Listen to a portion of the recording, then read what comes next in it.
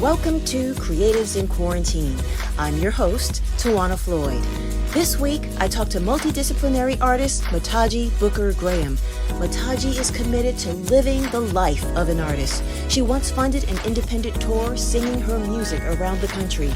She's an uber creative talent. Here's Mataji. I'm honored. So we met during Shade, a colorful musical at Second City, where Black people are magic. I love being Black. Best song ever. Exactly, and the choreography too. And everything. Just I had so much fun doing that show. It was such a pleasure meeting you. Same here. So let me see. Was that your first Second City show? It sure was. Yeah. In fact, it was my return to the stage after a really long time of not being on the stage. I mean, I've been on the stage musically as a singer-songwriter, but in a production with an ensemble and a cast, it's been a minute. So that was just like really big for me. How did you come to that crew? Because usually it's pretty insular, where the Second City people just know each other, whatever. How did you come to Second City? I mean, in a way, it was insular because it was through Dwayne, but I didn't know Dwayne. Like, I know his wife. Yeah. So. And what's funny is it was such a big gotcha because she's an acquaintance in a circle of friends that I have. And right before the auditions, I had just a few women over for like little Friendsgiving, like before Thanksgiving, because I just wanted to have a dinner party. And I invited her because she's funny and just lovely. Right. And like right before she left, she was like, "You should audition for this thing." And I was like, "Really? A musical? Like really?" Like, because I've never done a musical. I usually I've done plays, I've done dance. Mm-hmm. And then I'm a singer-songwriter, but I'm self-taught. So there's that. So I almost didn't go, but I was like, just go. And, and I went, and that's how it happened. And so I'm so glad I invited Lindsay to my dinner party, basically. It would never, I don't know if she would have reached out otherwise. So it was right. perfect. Yeah. That's one of those things where inspired thought comes in and it says, oh, don't forget to think about this person. And then you take the action and then things happen. Yeah. And so what are you most creatively known for? As a singer-songwriter or? As a singer-songwriter, yeah. In the last 20 years, because I started out about, as a dancer actually, with Lula Washington Dance Theater back in the day. Wow. And yeah, a lot of people don't know that because it's been a while. And so then from there I branched out into TV commercials and modeling and a couple play, and then like music came about when I was like 21. And so that's the thing I've most like consistently been working on, and that people know me for. So when I run into people now, they're like, "Oh, how's the music?" And I was like, "Well, it's good, but I'm also doing da-da-da-da-da." And they're like, "Really?" Because they just know me as a singer. So it's been interesting, kind of rebranding that in the last few years, and like letting people know that I actually do like a bunch of other stuff too. Absolutely. But and you said you were self-taught, so you taught yourself? I did. I actually I always took like music classes in like elementary school, back when we had arts and, the schools and stuff. But yeah, a lot of people don't know, I actually like started playing guitar and singing and I always wrote poetry, but I actually started singing to heal from like my first like legit broken heart. Like it like helped me heal and get through that. And I didn't think anything was going to come out of it. I could carry a tune and, but I wasn't like the best singer, but like, it's how I healed it. And a lot of people were like, you should go to an open mic and you should, so one thing led to another. And it just, and over time, my guitar playing, everything evolved, my voice just, and there's just a point where I surrendered. I was like, okay, I have to do this. Like I've tried to like not do it, but like I kind of go in and out of doing, it's a lot. When I took a break 2 years ago, right before I got Shade, I needed it because I was like, doing like performing every month for like 3 years and just out doing it. And after a while, like, you get to go singing the same songs. So I was like, let me, take a step back and, explore other things. And then like Shade kind of, came, into the mix. And I was reignited with another part of myself that had been dormant for so long, which is one, being on the stage, but also like being on the stage with other people and in an ensemble, but also like being funny. Yeah. You brought a lot of stuff to that show. Wait, what did you just say? What about the show? That you brought a lot of fun ideas to the show. Oh, thank you. Yeah, it was so much fun. It was like a rebirth, a birth. I don't know. I had been so much funny had been lying dormant for so many years that it just like literally like exploded out of me. I'm so sorry, my phone is on a, Okay. there we go. So, it was, so thank you. Yeah, it was so much fun. And it like literally changed the trajectory of my artistry, because for so many years I was known as the singer-songwriter. And mind you, my songs are really intense and really heavy. Like there's nothing funny about them. And I never thought that I could like blend those two worlds, And when I did that show and that came out, and I felt how like kind of full, I felt full for the first time in a long time, because like, oh, this was like this missing thing in my life. Like, and I realized not only can those two things coexist in the same place, but they must, And so since then, I've really been like stepping into that space of like bringing all the parts of myself together. So being known as just doing singer-songwriter stuff for so long, it was very, what's the word when you put everything in a box? I forget, but it wasn't isolating, but it compartmentalizing. Oh, gotcha. Yeah, so yeah, it was a big deal on so many levels, like just like stumbling into that experience at Second City. And when I went to my audition for that, it was super full circle, because I hadn't acted in years, and the very first acting class I took, like in 98 or 99, was upstairs in, like, it used to be where Second City is. Like back then they had a bunch of rooms they ran out for acting classes, and I hadn't been there since. So I was like, this is where I took my first acting class, but now it's all Second City. So it's a trip. So Yeah.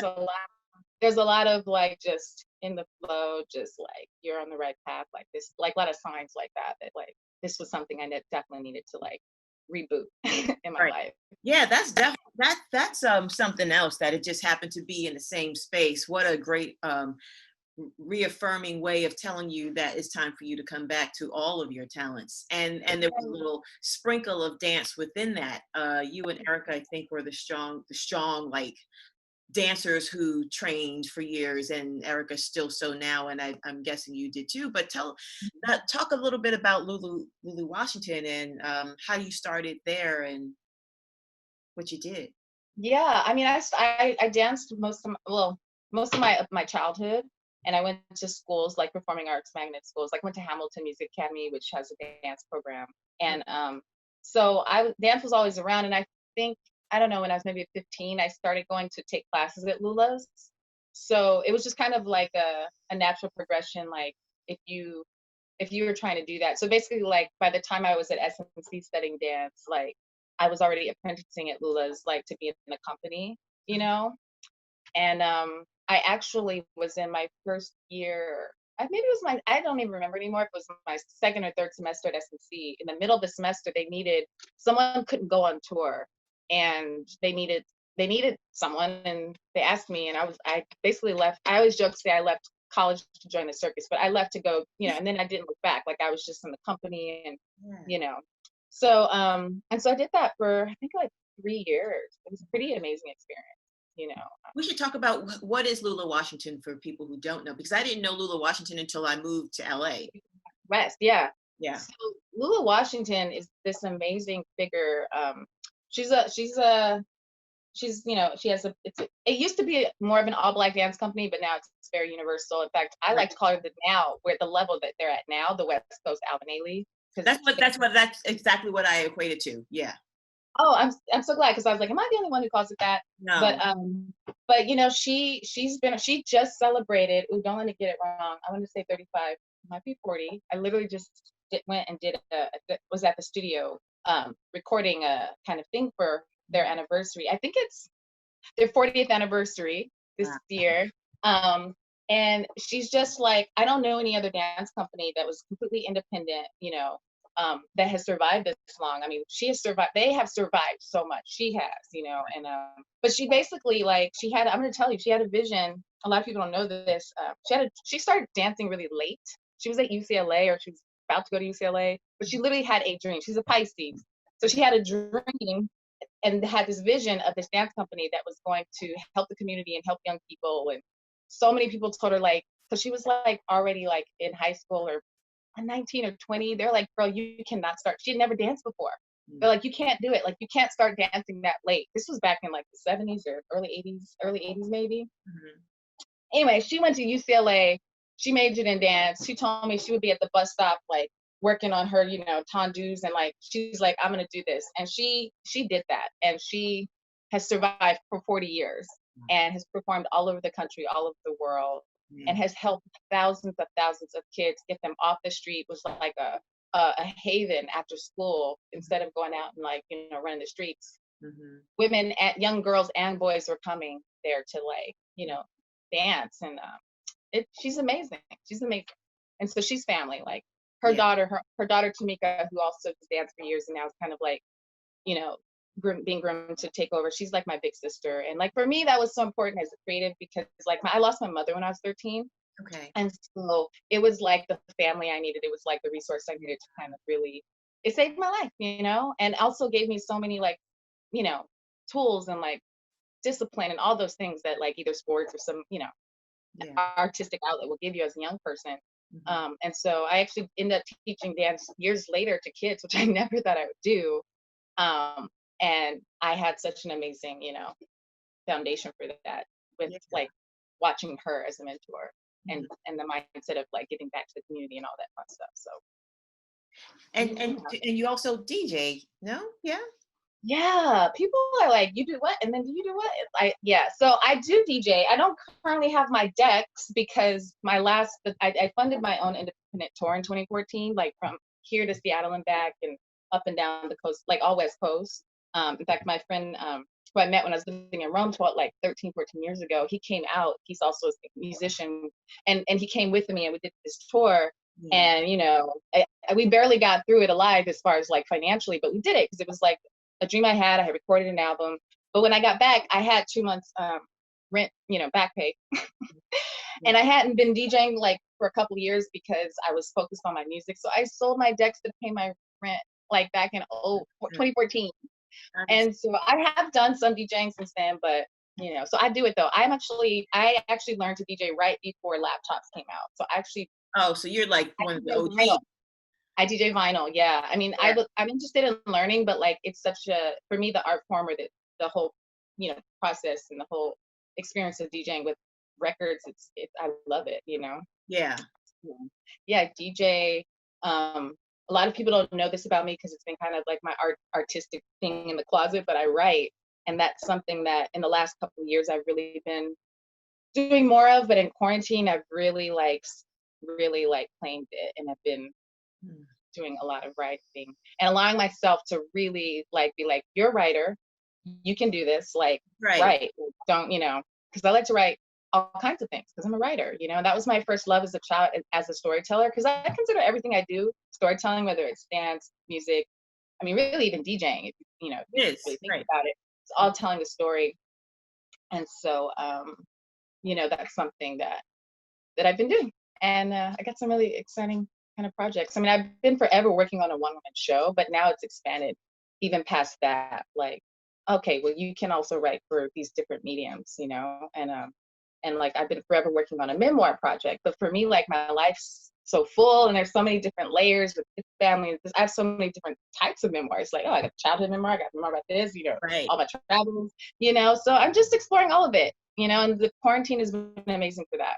Having that stillness to really be like, what do we really want to do here? Like my soul, like, calling for. So you're one of the and we're all fortunate, but you're one of the artists who recognizes that you don't have to wait for somebody to give you an opportunity. You're just going to go out and create it on your own. Yeah, I mean that took a while. I think when I was younger, I was waiting for the opportunity. Yeah, but it was also a different time because back then I didn't have the internet and all. Like you literally kind of had to wait for people. Not wait, but it wasn't the same. You didn't have the opportunities we have now to just take a phone and take a computer and whatever, Google how to write a screenplay. I was listening to a podcast with, I forget her name, but the one who wrote in, the chewing gum, I May Destroy You. Oh, Michaela Cole. Yeah, I was listening to a podcast of hers, and she was saying that, when she wrote her screenplay, I don't know if it was for chewing gum, it might have been for chewing gum. The woman's like, oh, how did you? She's like, I legit just Googled how to write a TV screenplay. Like she learned everything off of, And I was like, see, this is what I'm talking, this is what we get to do today in 2020, or, this in this day and age. Yeah. Because I was trying to write on a typewriter 20 years ago, which was awesome, but and there was no Google, but I just was doing it, and it's just, so I am fortunate. I do consider myself fortunate in that case that I get, and I don't have, it's funny because I didn't go to like, to college. Like I just lived life, and I feel like my whole 20 years of traveling and just going at it was its own kind of education. And now now that I'm more clear on what I want to do, I'm looking into more like, classes and like, maybe even going back to school. I don't even know. Now going back to school, I don't know because this whole quarantine thing. Right. But I'm always torn between going back to like film school or theater school because, those are two things that really excite me. Mm-hmm. And there's some really great programs in Los Angeles at LACC, PCC, even East LA City College, which is near kind of where I am. Like they have amazing programs. But now with the quarantine, I don't know. So I'm currently actually taking a sketch class with Wayne Colbert, which I've never taken before, a writing class or a sketch comedy. And it's just like opening up a whole nother bag of beans. Right. That I didn't even know was in there. Right.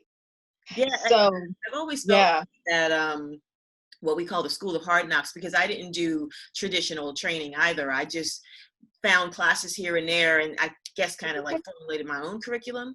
But it's really something to be said about on-the-job training because you're immersed in it, so you have no choice but to learn it, and it's in your body, and everything that you're using is teaching you skill, and it never leaves you. So it's fortified and it's quicker than sitting in a class with the theory of it, but now you're applying it. For me as an artist, whatever form I've done, because I'm an artist. I paint, I just do whatever like expression it comes, whatever mode it is that period or year or time in my life. And I always, even as a child, like, I used to love to play piano by the ear. Mm-hmm. I love the process of figuring out what I could do just on my own. And then, so I asked for a keyboard for Christmas. So I could just be in my room and just fuck around on chopsticks and keep it moving. And my mom bought a piano for the family and tried to make me take classes. And I was like, hold up. Like, I don't want to learn, so piano. I think we're still paying that piano off. But even then I did like, I would take bop songs or different things. And I love to just try to like figure out, and so with all of my art, especially when I was younger, when people were going to college, and I was just naive. I don't know what was happening with my college counselor, but I didn't even know like people could go to school for art or theater when I graduated. I didn't know. And so I thought college was just like super academic. And so, I just was happy to create my own art. And it was really important for me to like figure out what my voice was and my art was. Mm-hmm. And then, maybe take a class rather than be influenced. Mm-hmm. And I kind of have had that process most of my life. And now I'm at a place where I'm like, okay, I've kind of created my voice. I know what my voice is. I know after like, being, it's been a couple of decades now that I've been an adult artist. It's like, okay, now I think I'm ready to like, collaborate. I'm ready to like take some classes and like, So that's been my process, and it's served me pretty well because I'm very clear now, like who I am is, what's going on. But when I was younger, and especially when I was younger, I don't know if you have the same issue. A lot of people around me were always saying you have to choose one. You have to choose one, and so therefore that's why a lot of stuff's been dormant as well. Like I was just kind of like focusing on, In fact, I left dance to go focus on TV commercials and acting and modeling, and then I kind of left that to do music. And, there's something to be said for focusing on doing one thing. But what I've learned is like, then it's like, but other things are kind of, so it's just, it's case by case. But for me, I found like, oh, okay, yeah, I kind of need to. So now when I feel like writing, I write, I paint, and just do it. Yeah. Without those concepts. Yeah. Creatively. And I think that's just something that comes with time and like maturing and through life. And, I don't like saying being older. I like saying levels, like we're leveling up. I don't believe in age, but, that's just something that comes with, not giving any fucks, once you're in your 40, right. You're just like, I'm going to do what I'm going to do. And we're just in this, you and I are in this perfect time where it's like, we can create, our own content. There's just so much, we can do. Even this right here is like, it's a perfect example of that, what we're doing right now. Exactly. Right. I'm just tired of waiting and something comes, the idea comes and you take the action and see what happens. Yeah, it's great. And then you're a Cancer too. So I think Cancers have a bit of a rebellious spirit. So that makes sense. Do we? I never said that, but we kind of do though. I didn't know that was a Cancer thing, but we definitely do. But you're a Gemini, right? Yeah, I'm a Gemini. Yeah. And you're June Gemini? June. Like me, I'm a June Cancer. Yep. I don't know. I think I might have told you I have a lot of Gemini in my chart as well, though. So I'm like very Cancer. When I'm not being Cancer, I'm very Gemini because my rising is Gemini, which is like how people see their personality, and my Mercury, which is my whole thought process. So, and that's why I'm like, so I'm like very Cancer Gemini. It's kind of funny. People don't know that. Yeah. That's probably why immediately we were just like, hey, like, the energies were friendly towards each other because they recognize each other.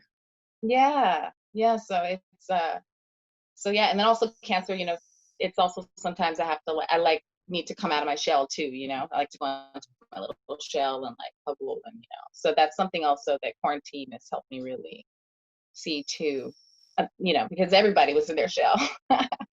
And so I was here and I had more time to be in my shell and I was just like, more time to think about like, how much longer do I really want to be in this shell? Like, let's maybe like start thinking about what it would look like to actually like get out the shell with all these things, like you said, that people don't really know me for, and put myself kind of back out into. Absolutely. In a way that's comfortable for me. Go say it again.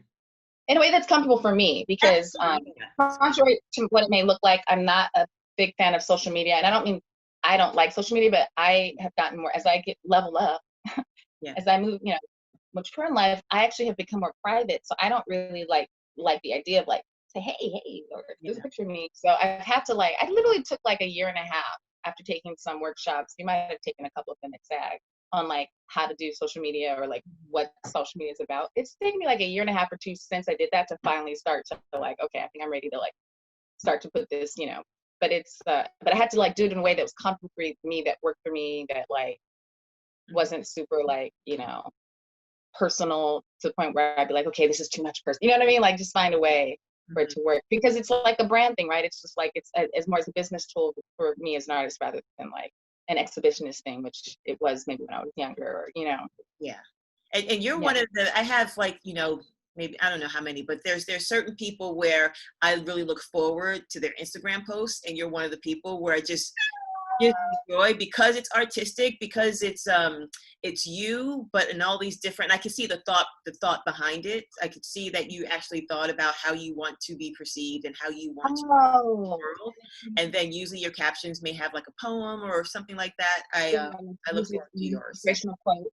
Yeah, it's usually an inspirational quote from someone else, so that instantly takes like the pressure off of me to come up with a quote, because that's one of the things that held me back for a long time too, is like, I mean, I was like, what am I going to say? Like, and at this point in Instagram, like it's all been said, like, it's just kind of like, I don't know. For me, that's not one of my strong points, is the caption in Instagram, but I'll tell you a story with the pictures. So I'm like, oh, part of my brand point is if I want to inspire other people, it doesn't have to, the words don't have to come from me. The photo can, do that, or the whatever, So that makes me happy to hear that, somebody there is looking forward to it. In fact, I was like, ooh, I didn't post this week. I got to get on it. Right. I want to hear more about DJing and deciding to create your own tour. That to me is fascinating. Yeah, that was, there was a moment, when was it? In 2012, there was just a moment. It was after, I don't know, maybe it's the Cancer thing. It was after another heartbreak. It was after probably my most significant heartbreak after that one, years before, that catapulted me into actually starting to do music. This one catapulted me into actually really doing my music and really like doing it, because I was kind of sitting on it for a while. And so through that came 5 songs that I wrote like in a summer, in a month, to to deal with that. And I had, the 6th song on that EP is like an original song from like when I very first started writing. So once I had this album, I was like, you gotta, what are we gonna do with this? So I actually did a crowdfunding, which was terrifying. But so basically, like, I made a decision, like, through that moment of pain and all that craziness, like, you're all crying over this boy that you barely know, who's a Gemini. No, I mean, I knew him. It was just like, anyway, it doesn't matter. The point is, apparently I didn't know. But no, my parent is like, I made a decision that I was going to give this my all, that I was going to put everything aside and just see what it would look like if I just focused on this one art form. And so I did crowdfunding, and everything kind of flowed. I ended up being able to record it in Nashville, which I had nothing to do with. Like, my friend like hooked me up with someone who moved there, who was the only person willing to like work within my budget. And like, everybody here was trying to charge what he charged me to record those 6 songs over like a 3-day period. People were trying to charge me like for 1 song out here. I was like, girl, bye. Like, I don't have, so it just all worked out, and it was really beautiful. And so I was just in it. And after, I don't know, I think it was a year later, like I did a little record release and all that. Like I'm a little first CD. The next step for me was like to take it on the road. And I love road trips and I love traveling. And so it was also an opportunity to just be on the road. And so, yeah, I did a little crowdfunding, but like, I don't know, I didn't really know what I was doing. So like the whole trip was very, like, a lot of people don't know, it was intense. Like we just were like barely, we made it, but it was such an amazing, that whole 3-year period was such a, as an artist, it was like, I learned how to like create those MailChimp newsletters and email lists. And like, I learned all about marketing. Like I built my own website, like all those things, which I actually enjoy doing and have a natural, like I enjoy it. I'm actually good at it, but if I wasn't doing music, I wouldn't have known that. And, calling venues and booking. And there was a moment in the tour where I thought I was going to have to cancel it when I was in Seattle coming back down. And then like I came back down, but like, then I like was like, nah, like can't go out like that. So like I booked all these other ones and just made it work for the next week. Because also my friend was here from Italy. So I was like, we got to, and it just all worked out. And like through that, like I literally for the next 3 years after that was like performing somewhere every month. Like I learned how to like hustle, and it was all here in LA, and I was getting paid to do it too, like not like a whole lot, but like I was getting paid. That was the most important thing. I had a residency for 2 years at what used to be called Left Coast Wine Bar in Glendale, right across from Americana, and then it kind of got bought up by these 2 young, really cool chicks, and they changed the name, but they kept us as a residency, me and my then boyfriend at the time. And it was just really an amazing 3 years, because I finally was like living my artistry as a musician. And I got really good at it. So I was like, oh my God, I didn't know that I could be like my voice changed, like everything opened up. I actually was like, oh, I'm a better guitar player than I thought, because I'd never given it that, like, just that, And so I did learn that about that. It's like, well, that is definitely the upswing to just focusing on a craft, just doing that, So I do have that mindset applying to my writing, but I also know that I also need to kind of like, if I'm inspired to do a song or inspired to do something, to like not necessarily push that away either, and also just seeing how they could all like interact, Right. That's the part, is that they can all come together. Like you were saying earlier, it's like, yeah, we're taught that we can only focus on one thing. And yeah, there is something to be said to focusing. But when you have all of these creative outlets, you can merge them and kind of meld them together and focus on them all at the same time. And then they start to work with each other to create something grander. Yeah, that's what I'm learning and exploring and figuring out. So, and I know there's so much more I can't figure out, stuff that just has to happen in process and like when it's happening. So yeah, I think the great thing that you said, and you said a lot of great things, but the main thing that's a great takeaway is that it all worked out. And the more that you live the life of being a liberated artist and just trying things and not worrying about the rent, because it may get paid, it'll get paid in some form of way, but the more that you do that, the more you like fortify the belief that it always works out in the end. So we just might as well just do it. Yes, and I have enough experience in my life to know now that it always does. It always does. And I started Lyft driving 2 years ago this month, and that was a big game changer. It's like, and on some levels, it's like, it's a sacrifice because I don't always make the same amount of money as if I was working in a restaurant or the things I was doing. And I do other little things on the side too. I've worked at a restaurant too in between that time, but it allows me the time to, like, I love that you said liberated as an artist. I started to feel more liberated as an artist. I can like not only make my own hours, yes, but like be in the mindset of like, I am an artist and I Lyft drive rather than I am a waitress and I'm an artist. Because when you're just working on one thing, it's like you forget, like, I mean, I've gone whole stretches of my life forgetting that I'm an artist because I'm hustling, working at, 2 jobs as a barista and a server, just all of the, Mm-hmm. And what's been great in quarantine is also I've had this passion and idea, and I've kind of done it on and off for the last several years I love helping people to declutter and organize. Oh, And, I didn't know you and had 5 years. that. I know people are like, I know. That's why I'm just like, sometimes I get embarrassed. They're like, oh, I didn't know you do what? Like, it's this list. But I'm like, and that's the other thing too, is owning that. Because for years I was like, I don't know if embarrassed is the word, but it's like, I can't let people know that like I'm good at all of these things. You know what I mean? Like it's a thing. Like it's like a weird thing. Like when you have a lot of things that you do, and then like, because some people like throw shade. They're just like, oh, you do that too. Oh, and you know what I mean? So I've had to like just look past all of that. But what's been cool is like in quarantine, like I started really in earnest working on that business. I have a website now, and I've been working, and like I've even been able to figure out how to do it remotely, which I did initially when like we were really on lockdown with a former client. She's like, let's try it. And it worked. And once I saw that worked, I was like, I don't know how long we're gonna be in quarantine, but like that means I can like be decluttering you on Zoom in New York or, you know, all over the country. Right. So that's in place, and I've been doing that like now too, on and off. And but that was and that was like I decided not to go back to my restaurant job, because I'm like, I learned that I could actually work. Like it was like I laughed at how hard I was working. Like, you know, like working with my like Lyft schedule, and also that like how I worked so few hours in one day and made like so much more money than like working my ass off at this restaurant and like driving to Santa Monica. And so when they called me and like made, they're like, oh, you coming back? I was like, nope.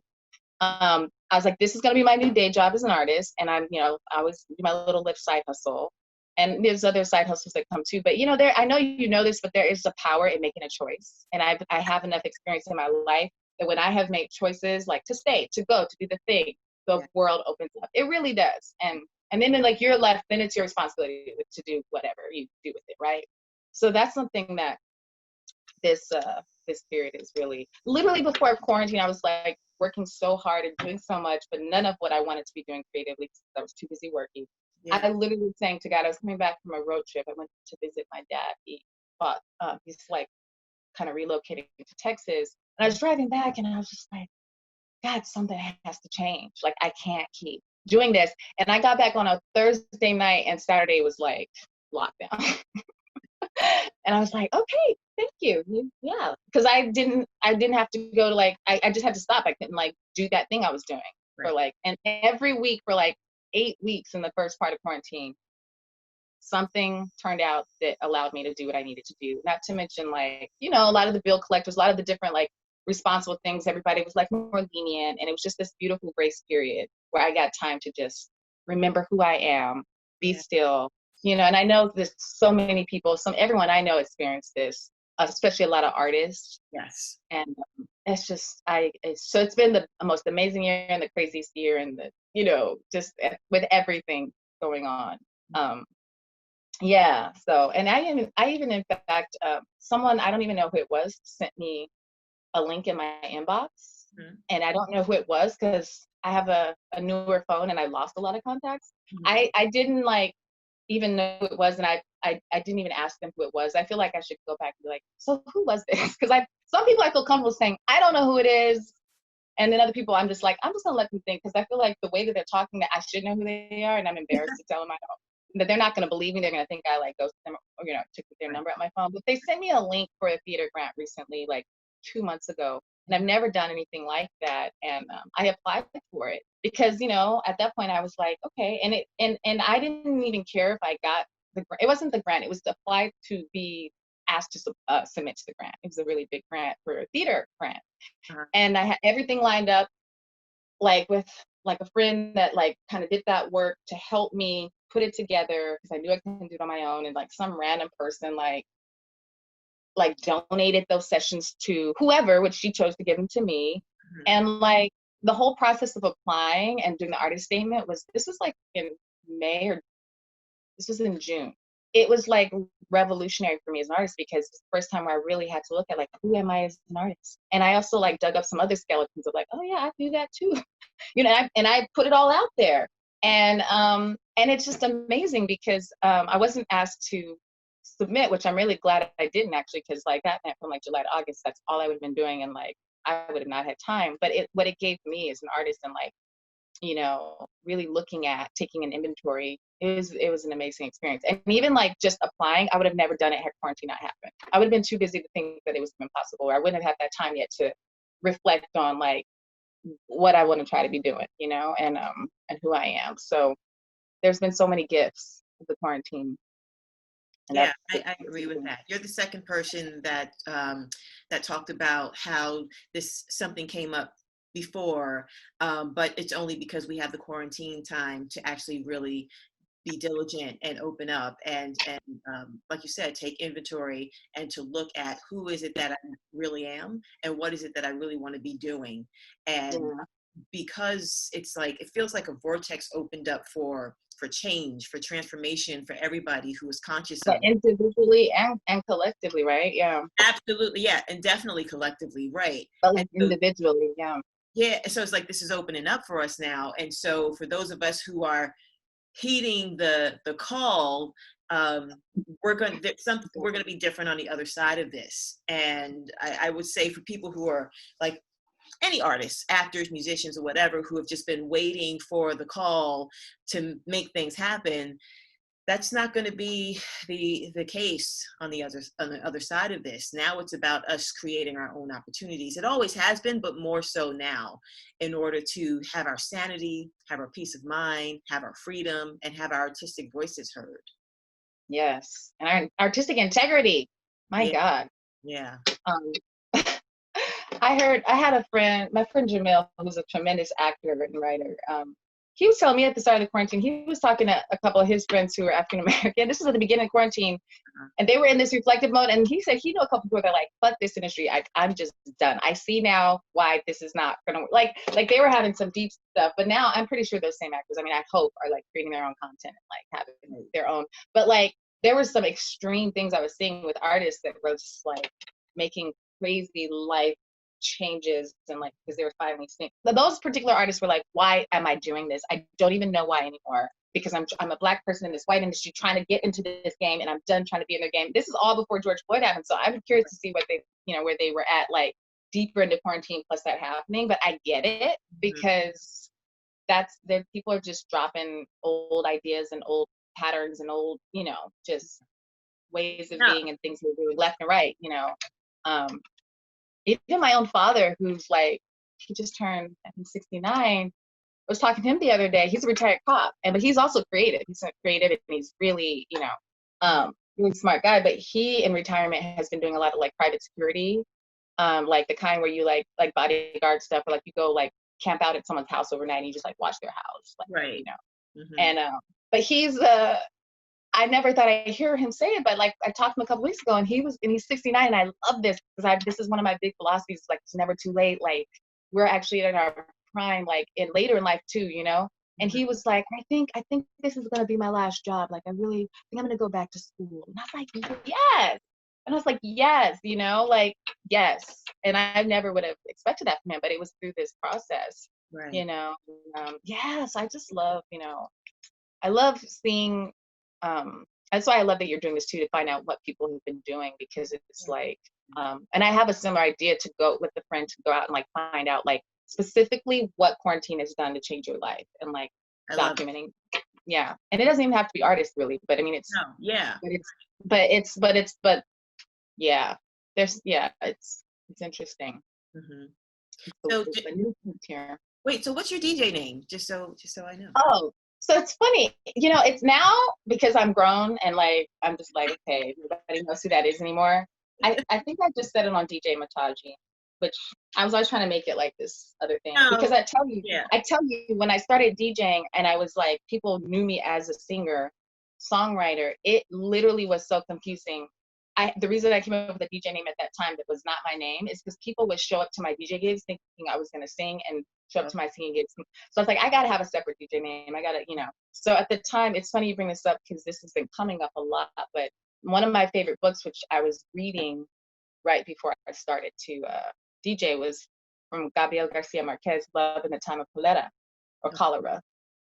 And I just fell in love with this book. He's one of my favorite artists. And I really identified at the time with its main heroine. Her name is Fermina Daza.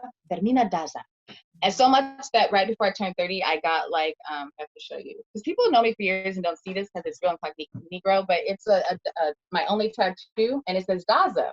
Because I basically changed my name to Fermina D as my DJ name. because this was back in the MySpace days, so I actually could like on my page show like references to what I was, you know, where I got the inspiration from. And I was also doing a lot of this is another little secret people don't know about me, but I also do like photography and like video stuff. I don't usually bring it up because it's like it's just too much. But for years I shot Polaroid photographs, and I did a lot of like urban, just like everything, but just like I was just on the street. Like I didn't have a digital camera or nothing or any kind of camera. It was just Polaroids. And I would do exhibitions like that too, when I would be invited to. And so as my visual name on MySpace, to keep it more separate, I was known as Daza. Okay. So but then there came to a point in my life where I was like, I can't have like 4 identities. You know, I had like, I'm gonna name for this, name for that. I think that might be a Gemini thing. I don't know, but I'm just like, it's like, woo, sorry, I'm excited. Yeah. And so now I've been doing some DJing on and off the last couple of years, I was like, okay, I have to like put something on the flyer. And so I was like, you know what, it's just gonna be Mataji. And I think it's not even like DJ Mataji. I think I was like, I'm just gonna be Mataji. Right. It's hard coming up with a name, not hard, but like you have to be like strategic with what you're, especially now. Right. It's like, it's kind of like it's forever. Like right. Now it's everywhere on all these platforms. And like, I messed around when I was younger trying to like change my stage name. I was still trying to figure out my my stage name as a singer-songwriter. And I messed around like playing with the name. And then I went down to Mexico to do this thing. By the time I got to Mexico, I just didn't like the name anymore, but it was on flyers everywhere. We shot some like cool like video with like we got a video like that was like kind of my time down there and all this, and they had this famous like, not famous but well-known like DJ in Mexico like narrated it, and that's the name that's on there. And so I couldn't even like really use at least that part of it like when I was promoting myself in the future, because if you want to hear the name, it's so embarrassing. Yeah, I was living in New York at the time, and I was always trying out different names, and it was like, it was Mataji Heritage and ancestor shit, you know. I was like, Mataji Heritage. And then I got to Mexico, and I was like, that is a stupid name. And it was like on flyers everywhere, the posters. And but that's when I learned, it's like, you gotta be really clear. I think I was about 26 or 27 at the time. I was like, you gotta be really clear, you know. And so I actually did rebrand my name in the last few years to Mataji Booker Graham. People know me as Mataji Booker, but Graham actually is my mother's maiden name. And it's the first time as an artist that I feel like this is my artist name. This is the name, my stage name, my professional name. Right. It was a way of merging 2 worlds, because it's a crazy story. And of course, I have a lot of stories to write or tell about this, but my mother's side of the family, who were in Cincinnati, it's the African-American side of my family. There's literally, it's funny, there's only one living relative, or, you know, older. I have one aunt left on that side of the family. Wow. You know, and I have some cousins that are my generation, but from that family. And she lives in Jacksonville, Florida, and you remind me of her. She's the aunt that I told you remind me of, my Aunt Etta. When I first met you, I was like, oh my God, like something about like talk, there's certain mannerisms, like, oh my God, you remind me of Etta. So that was something that also, you don't know this, that made me feel really like connected to you. Like, oh. And so that being said, the Graham women, you know, there's just the whole family is gone for, I will say it's, I think the root of it is, like I found out my grandfather was a very violent alcoholic. I didn't know that so much. Mm-hmm. And it's just crazy because everyone in that family like died kind of young, either from like drug overdose or something mental health, cancer, but it was like that mental health stuff. Mm-hmm. My Aunt Etta is the only one in that family who grew up with another relative. She thrived in her life. Mm-hmm. So it's amazing like to see. And so that being said, though, these amazing women who didn't have the opportunity to live, it was also a way of me kind of bringing them with me on my journey and like honoring them and like keeping this name alive in my way. And but also kind of like separating from Mataji Booker, who was a singer. But you know, I was like, I need to rebrand, and like, and I waited like a year before I officially changed it with SAG, because I actually like asked around, I sat with it, and everyone was like, yeah, that feels good. I was like, it's long, but it feels good, you know. It feels like I merged the 2 parts of like my life, like my past, my future. Like, I don't know. It's interesting. So that is why it finally stuck. And that one I'm like, that is my name. Yeah. You know, before that I think it's a very powerful name. And it's not about 3 names anyway, but it's not always that the 3 names work together, but Mataji Graham Booker is a very strong name, and nobody else. Mataji Booker Graham. I know. I'm like, wait, this is being recorded. We got to get it right. No, but Mataji Booker Graham is. I'm sorry, you were saying. Yeah, no. Let's get it right. Mataji Booker Graham. No, it's a good solid name. Yeah. It feels good. And I was like, if it's too long, I don't even care. That's also not giving any fucks anymore. No. But it feels good to me. And yeah. And it's funny how, again, making a choice. Like, since I like stepped into that, it's the way that it's just been so much easier to create. It's like, okay, now it's like you're putting on the cloaks. Like, now it's amazing how that little thing works, the choice. Yeah. You know, just absolutely. Yeah, because I feel like the universe is just waiting for us to make a decision. So even if we're not making that decision consciously. So if there was a time where I was working 4 part-time jobs that still did not equate to a full-time job, but I needed the freedom and I thought that this was what I needed to do. And so the choice that I made. And it was one of those jobs was an overnight, what do you call it? Where they switched the stores around. Yeah. Yeah. It was at Club Yeah, Monaco. And so I would get there at 9:00 at night and we would leave at 6 a.m. and it was 2 days back to back, once a month.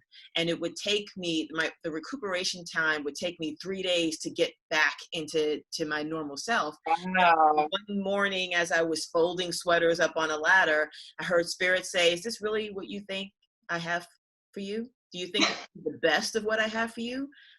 And I just stopped and I looked around and I said, no. And it's like, okay, so this is your last day. And I went to the guy and I let him know. And he said, what? Because he loved me because, you know, you were good. Yeah. Yeah. And then that was it. And then after that, I released another job and I just kept one because I liked it and it was very flexible. It was on my own time. And then after that, I booked 3 commercials and I was like, okay, so from there, it's recognizing that what the universe, what Providence has for me is greater than me trying to do something very small, just to try to make rent based on what I think is a smart thing to do. So now surrender and let the divine take hold of my career and my life. And when I get these downloads, just like this creative in quarantine, let me just take action on it and then keep moving. Yeah, you see me just like nodding my head. I was like, yeah. So I know what you're talking about. So I think I didn't even have to ask you any questions because you answered all of them. Is that because I sent them to you and you already knew what to talk about? Well, you sent them to me, so I have them in my head. But you did ask me questions, though. You did you were going down some of the lists. Yeah, I think the only one you didn't ask me was about share a favorite book or something I've been doing in quarantine, which I was like kind of thinking about that, like what I've been watching or something. Right. But I think you knocked off all the questions that you gave me. Yeah. I think I do want to know this. Does Mataji have a meaning? Does your name have a meaning? That is a little, I'm so proud of myself because I got a lot of Gemini. So like, I like to, when I tell a story, let me give you that backstory. So I've gotten better at like truncating, so this particular story, which used to be a lot longer, I finally cut it down to cliff note. But yeah, so basically Mataji is pronounced Mataji. It's a Hindu term from India. It's not a name that you give people because it legit means like Reverent Mother, or like, the more that I've found, because I dabble a lot in Eastern like religion, spirituality, it's actually like, it's really not a name you give people, because it's almost like, I've been told recently it's like Mother Mary almost, right? It's like, and also Matajis are types of goddesses. There's like thousands of them apparently in India. And then also Mataji is also mother, just straight up mother. Like, I've met people in my life that said they grew up in India calling their mother Mataji. But it's also like senora, or saying ma'am. It's a respectful way to address an older woman. So it's like a very mothery thing, which of course me being a Cancer, and it's just all like, but my mother found the name in a book that is widely known, Autobiography of a Yogi, which I still haven't read, but that actually has come into my orbit recently, and it might be time to read it, because one of my favorite sayings is, when the student is ready, the teacher appears. And you know how it is when you'll try to read a book for decades, and then finally one day you're like, oh, and you're just like in it. So I'm gonna give that book another try soon, because I feel like it might be time. But there's a story in that book about Mataji and her brother Babaji, and that's where my mother from Cincinnati was reading that book, and she was like, oh, I hear her voice, she's like, oh, Mataji, that's nice, Mataji, I like that, and so she just like totally covertly anglicized this name and like gave me Mataji. And I became Mataji. And I found out when I was 20 years old, working at one of my first jobs at Starbucks, I had a manager who was from India, and he's like, "Oh, you know what this means?" And he broke it down to me. And since then, I'm always finding out new, especially since I started Lyft driving, and I get like, Indian riders, and I learned so much more about this, not name, but this, I guess, whatever term or, word. It's interesting. Yeah. But of course, growing up, I just wanted to be, Mary Jane Sue, like Erica. Yeah. Yeah. Now I love my name. But yeah, thanks for asking. It's funny. It's an interesting story. It's learning that now, I'm thinking, oh, she's a reverent mother of creativity. She's a reverent mother of arts. So that's why there are so many outlets that you do. Because there's one thing when people just are not focused and they do a bunch of things trying to find their thing, but there's a difference when people are really good at different things and can do them well. And so that's who you are. So there's no need for you to be embarrassed when you say, "Oh, I do this thing." People are like, "What?" Yeah, I do that too. Yes. Yeah, I'm still working on that, but for the most part, I'm stepping into that. I'm stepping into that. Mataji. Tiwana. Thank you. Most of them. Yes. Thank you for having me. Thank you for watching Creatives in Quarantine. True creatives don't wait for permission to showcase their artistry, and Mataji is a living example of that. If you are inspired by anything said here, why don't you take a moment, subscribe. We'll see you next time.